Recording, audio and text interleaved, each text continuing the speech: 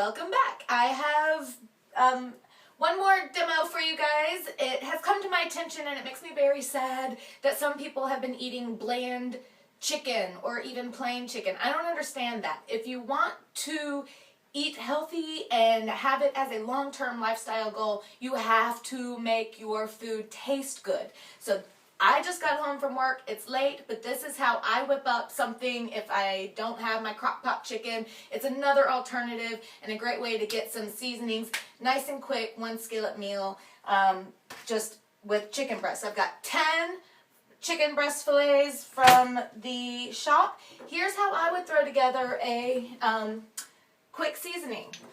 I've got onion granules, my favorite. Garlic powder. You can get onion granules, onion powder, whatever. Crushed chilies. Smoked paprika, which is new. I need to open that. And just a little canister of mixed herbs. This has oregano, basil, marjoram, and thyme, all mixed in together. Nice, quick. What I would do is probably for each chicken breast, I'm going to go with about 1/4 teaspoon of salt. This is coarse ground salt. You might get a little less if you're using regular table salt. So I'm just going to throw in, we'll say a teaspoon total. Just a big heaping teaspoon right there. Right into my little seasoning bowl. And then I don't usually measure things out, but just to give you an idea, let's go with about a nice big heaping teaspoon, let's make it 2 because it's really good. I like herbs, all right, of our mixed herbs. Garlic powder, depending on your taste, you know, it can be pretty strong. We'll just go with about 1/4 teaspoon garlic powder right in there. Onion granules. I love the onion granules. They contribute a nice sweetness, good bit of flavor. So I'm going to throw in about a teaspoon of the onion granules right there. Fantastic. Smoked paprika. And we'll go with a good 1/2 teaspoon or so. Again, this is kind of a mounted teaspoon, probably closer to a full teaspoon. It doesn't matter, but these are kind of the proportions, you know, that I work with. And then chilies to taste. For me, maybe another 1/2 teaspoon of chilies as well. I like a little bit of fresh cracked black pepper. Just grind it right into there. And stir them all around. While I'm mixing this up, I'm going to start my pan. I've got a nice heavy skillet. I'll put it on medium-high heat and go ahead and throw a little oil in there before I season my chicken. So this can get hot, my oil can get hot. I'm just using coconut oil. It's got a higher smoke point than something like olive oil. So cooking over higher heat, this is a good option. Same with ghee. If you're cooking with clarified butter, you can cook over higher heat than something that's more delicate like extra virgin olive oil, FYI. So I'm going to get that hot, get the oil melted, while I kind of blend up my little spice blend. You can buy pre-made blends in the store as well, but you just want to watch out for the ones that come with a lot of salt and yeast and wheat starch and MSG and all that good stuff. It's all very flavorful and tasty, and in the long run probably isn't going to kill you, but making up your own is a lot more versatile. And you can even make them up in advance and just keep little canisters of pre-made spice blends in your cabinet. So what I've done is I've put about 1/2 teaspoon to 1/4 teaspoon on one side of these. And now I'm just going to flip them over. These are really nice chicken breast fillets. They're already trimmed up. Flip them. And season the other side. Just liberally sprinkling this over. And you know what? Because it's hard to do, I'm just going to sprinkle it right on top, right in the tray. Just evenly divide it up amongst the chicken breast. Get them nice and coated. You could even make it like shake and bake. I don't know if they have that here. But yeah, so I've got them season. Now I'm going to have to batch cook this. My pan isn't big enough for all of them. You could bake them in the oven if you wanted, but it really doesn't take a whole lot of time, probably about 10 minutes. So 5 minutes on each side. I'm just going to lay 5 of them down in the pan, right in that oil.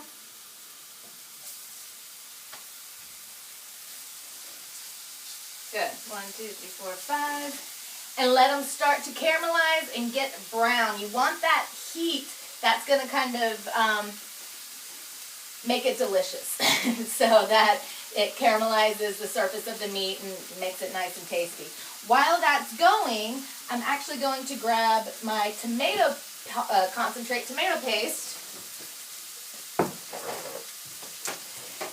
And this adds another element to the flavor and makes it tasty and really sweet as well. So I'm just going to squeeze a little dollop right along the tops of each of these while they're cooking face down.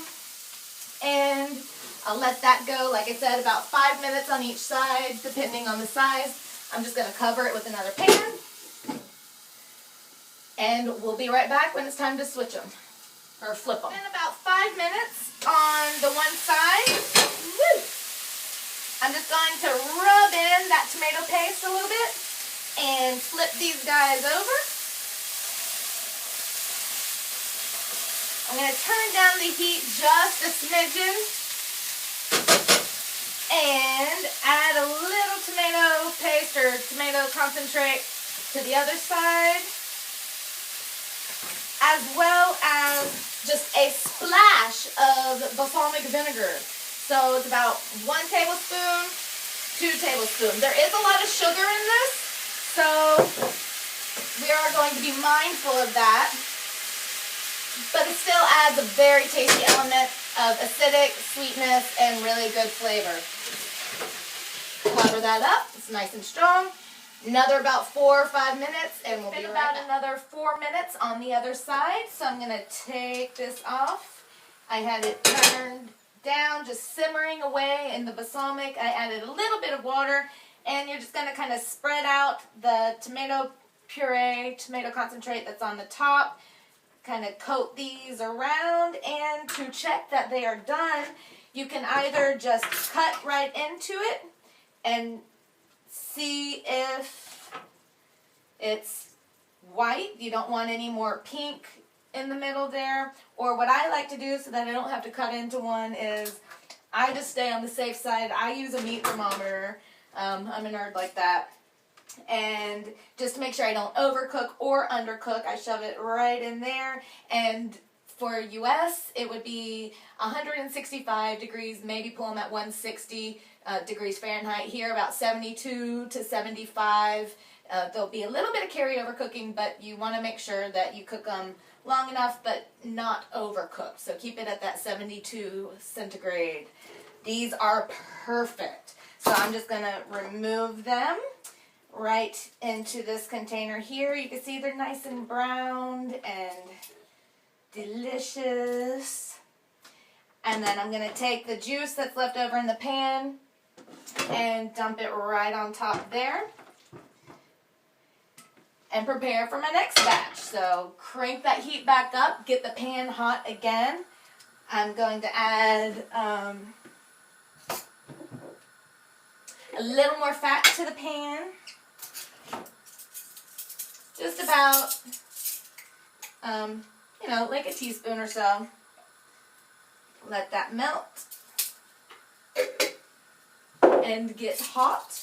And I'll just add my next batch, same as I did before. Put the breast in, squirt a little tomato concentrate on there, cover it, come back, flip them, add more balsamic, maybe a little bit of water if it looks like it needs it. Turn the heat down, cover them again, and we'll be back when they are done, and I'll show you the next step of this one skillet meal that I'm going to do. The batch is at the perfect temperature to go ahead and pull. It was, again, about 4 to 5 minutes on each side, and they smell so good. The balsamic kind of reduces down and mixes with the tomato paste and makes kind of a nice little, almost like a barbecue sauce type glaze American style barbecue, I guess. I don't know.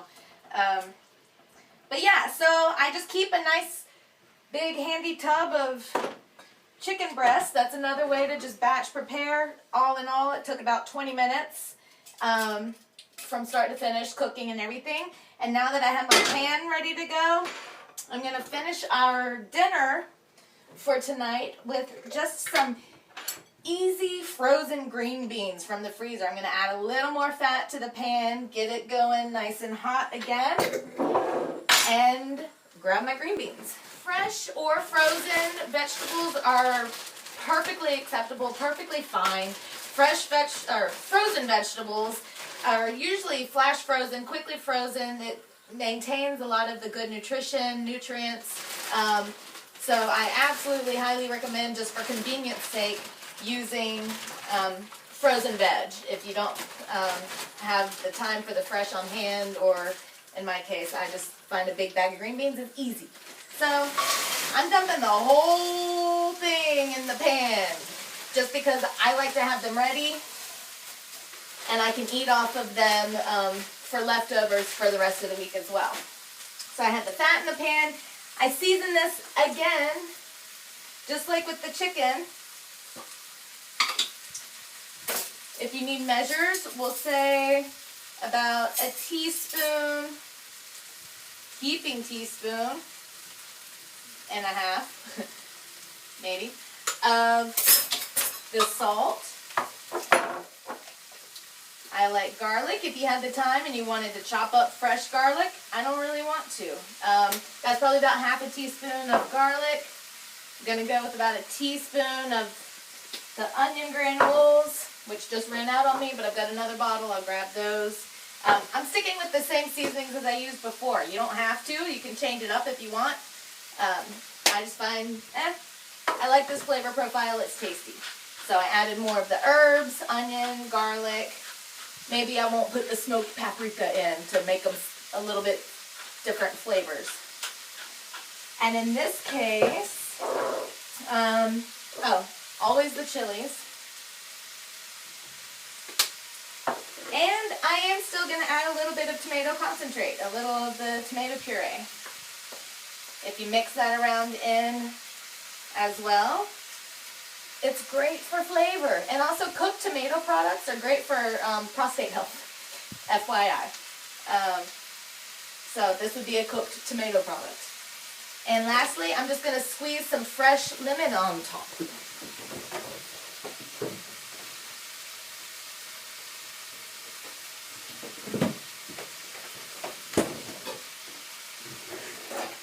I've had the beans cooking for a good 8 minutes or so. I actually forget how long I set the timer. But they are nice and bright green and ready to serve. So, how I like to do it, just take a nice big helping of the beans. That looks about 2 fist portions for me. And layer on top 1 or 2 chicken breasts, depending what your needs are for the day. Right there. And lastly, I'm going to serve it up with a little bit of avocado, a nice healthy fat.